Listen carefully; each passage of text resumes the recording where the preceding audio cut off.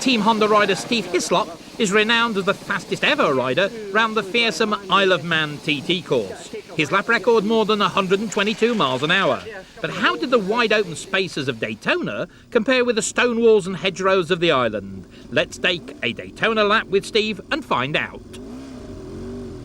I've got a new set of tyres on this morning to try and scrub in, so I'll just take it steady for the first half lap, just to get some heat into the tyres. This is me just joining the circuit up the little slip road, little pit lane slip road here. This is about the third practice session of the week. I've quite enjoyed it up to now, but it's different, as you'll see. You just joined the circuit before turn 2, which is what they call the International Horseshoe.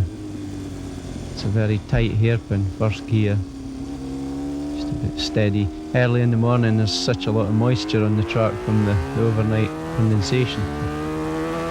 You accelerate up, usually up race speed up to 4th gear for this very fast left-hander, and then proceed along to what is another horseshoe really, another double apex right-hander.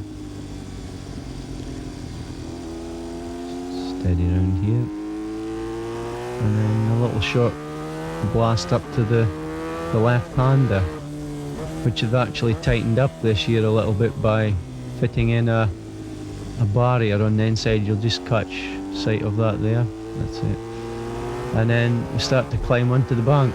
There's one of the other riders, I think that's Miguel Duhamel, that's already been out for a few laps. The idea of the bank is to keep as high as he can up near the top wall and use the maximum effect as he come onto the back straight. You start to drop in here now, just when he nick top gear, and you get a fair old drive off the bank.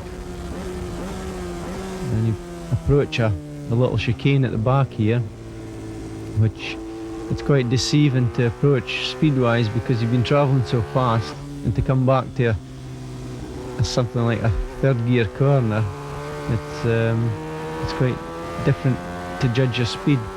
You back up onto the bank, again trying to stay up as high as possible. It takes a lot of strain because although you feel as though you're tucked up as if you were on an ordinary straight, you're having to keep your head tilted to the left, because if you look straight in front, all that you can see is about a wall for about 20 or 30 yards in front of you, so you're actually tucked up but looking to the left. This is coming off the bank into turn 1, which is again a double apex to the left here, very tight, and then it's hard acceleration through a little flick right left past the end of the barrier where the pit lane comes out, back again into the International Horseshoe. The tyres are starting to get a bit warmer now, so you can pick up some momentum. The infield has to be treated with a lot of respect, because even at the middle of the day it can be very slippy.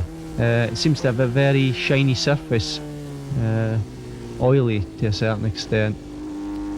There's somebody else who's warming up tyres, I think.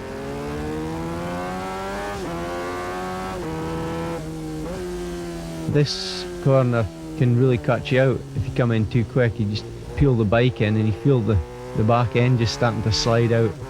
Especially here, you're starting to really get the acceleration on and it's sliding everywhere, power sliding, to try and get up high on the bank. Get as much drive on, get yourself tucked up. It's about here that you're really starting to strain. The wind's pushing your head back. If you don't keep it under the screen, you really get forced back. And again onto the back straight. This is probably the fastest section of the track. And back into this chicane, 3rd gear, change direction. Quite a long chicane this, it's quite a fast, if you get a clear run at that, it's pretty quick through there. High up. It's very distracting because you think you could just relax when you're on the banks and treat them like a straight, but you've got to have your wits about you because it could throw you up near the wall pretty easily. It's quite bumpy at the top of the bank, and it can wallow you towards the wall. You get to have your wits about you. It's a lot of mental concentration on the banks. The infield seems as though it's the actual easy part. Again, back into turn 1. It doesn't really take long to get round. I mean, comparing it with something like the Isle of Man, it's a bit Mickey Mouse, but it's a new experience. It's enjoyable. Hislop enjoying his first trip to Daytona then. But how did the speed of the high bankings compare with the 37 3/4 mile public road circuit of the Isle of Man?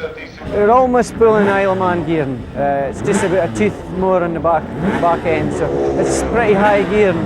And with the wind today, it was pulling peak revs down the back straight, so it must be somewhere like 175, maybe even 80 mile an hour.